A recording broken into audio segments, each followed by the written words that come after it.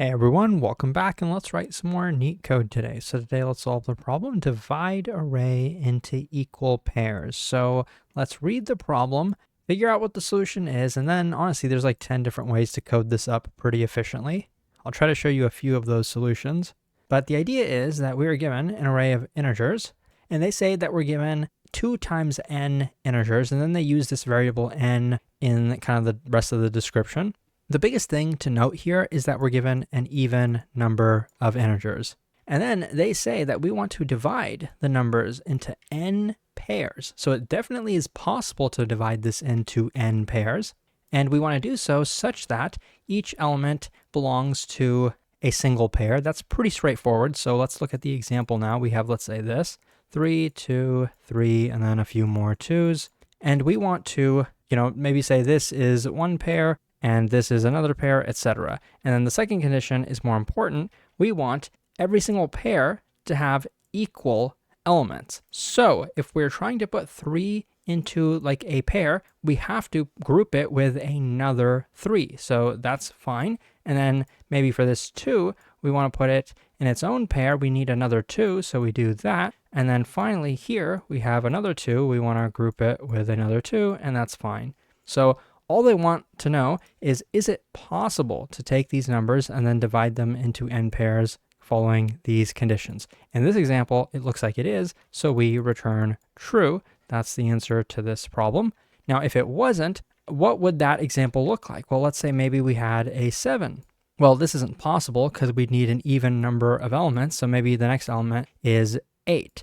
In that case, the rest of these can be grouped, but these cannot be put into pairs because 7, we don't have 2 of them. And same thing with 8, we do not have 2 of them. So now you might think, well, for every single element, we need to have exactly 2 copies of that element. But that's actually not the case because take a look, we have 4 different 2s. So it's not to say that we need 2 copies, we need an even number of copies of each element. That's the whole problem. Once you recognize that, you can solve it efficiently. Now, how do we figure out that there's an even number of each element? Well, one straightforward way to do it would be with a hash map. So that's pretty straightforward.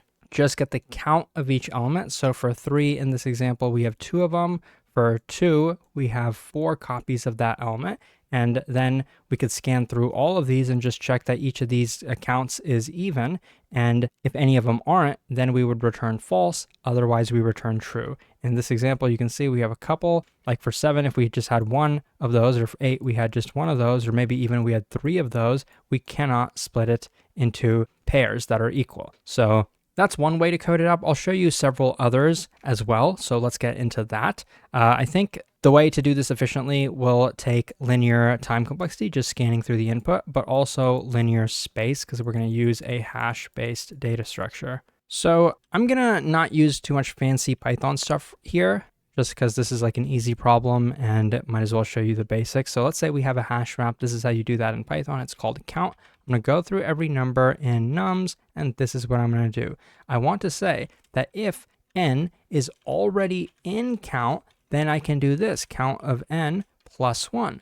Otherwise, I would set the count exactly equal to 1 because I don't want to get like a key doesn't exist error. But this could also be simplified to this, where if n is not in the count, let's just set the count equal to 0. And then out here, we can always safely increment this, and then we can get rid of that line. This is a nice little way to do it. It's not really an optimization or anything, but I feel like for an easy problem, this was worth kind of teaching some of you if you hadn't seen it before.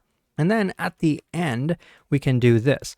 We can assume that we'll return true, but we will be checking for iterating over this hash map here. We can do that like this in Python for n count, or let's use a different variable name, count in count.items. This will let us iterate over the key value pairs. This is the key, this is the value, and we're unpacking that by iterating over the pairs. And then we're just checking if count modded by 2 is 1, that means one of the counts is odd, in which case we would return false.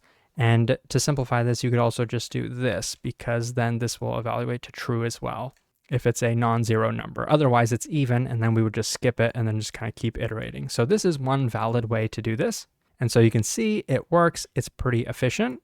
We can save a little bit of space actually by, instead of using a hash map, we can use a hash set, because remember, do we really care about what the count is of any of these elements? We really don't. We just need to know if it's odd or even. A hash set will allow us to do that. So I'm going to call that the odd set. So if any element shows up an odd number of times, then I'm going to throw it into the hash map. If it shows up an even number of times, then it will not exist in the hash map. And it's kind of a clever thing to do. The only reason I know it is I've seen it before, and it's not like it's super complicated or anything like that. It just kind of came to the top of my head.